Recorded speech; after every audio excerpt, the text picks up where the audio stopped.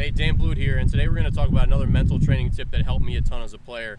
Before I get into it, I want to really encourage you to hit the subscribe button, subscribe to my YouTube channel because you're going to get notified as I release multiple videos each week on pitching, strength training, and others. So definitely hit that subscribe button so you get notified right away.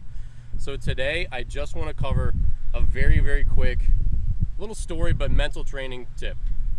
So until the last day of my career, I still ran out between the lines with nervousness, with trepidation, with anxiety that I was going to go out there and walk everybody. That was always my fear.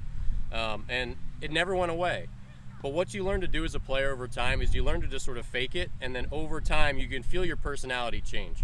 So even though I was that kind of scared kid all the way up until I was 30, my last season I played at age 30, I never gave in to that scared kid. So even though I was out there ready to go into the game and I was nervous and I replayed all this doubt and fear that I was going to get shelled, I was going to get embarrassed, when I got out there and when those thoughts were running through my mind, I did everything I could to create this alternative persona, this kind of like Kanye West, where he admits when he was a kid he was like an unconfident kid, and then he took on this bravado, this alternate personality to like boost himself up. He was an unconfident kid, so he erred on the side of being arrogant, overly confident. And I would do the same thing. In my head, I would just remind myself with these doubts and anxieties that I was the best, that hitters suck, that I was going to go out there and dominate, and that no one was going to keep me from that. So when you're out there on the mound, when you have these doubts and anxiety run through your head, understand that they're normal, that the confident pitchers that are out there, they have the same things. Just because you see guys on TV doesn't mean they don't go out there with the same nervousness that everyone else does. You get used to it. You learn to live with it. It's like a sidekick that never leaves your side. You just learn to kind of silence him when he's talking too darn much. So understand that when you go out there, the doubts, the anxiety, that nagging voice that says you can't, it'll always be there.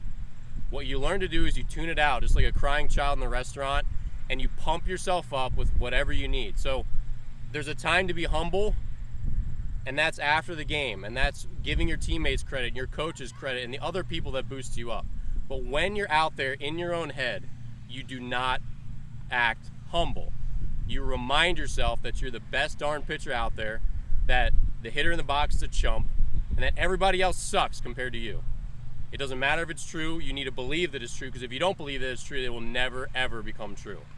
So I felt this evolution throughout my long baseball career, and the more I pumped myself up inside, the more I compared myself positively to everybody else, the more I talked down in my head to other players, the more I talked trash in my head to other players, the better and more aggressive I got on the field, and the more those anxieties and doubts and fears went away.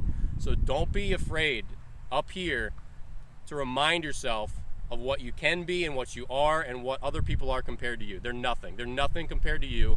Don't let yourself forget that, and remind yourself that every time you take the mound.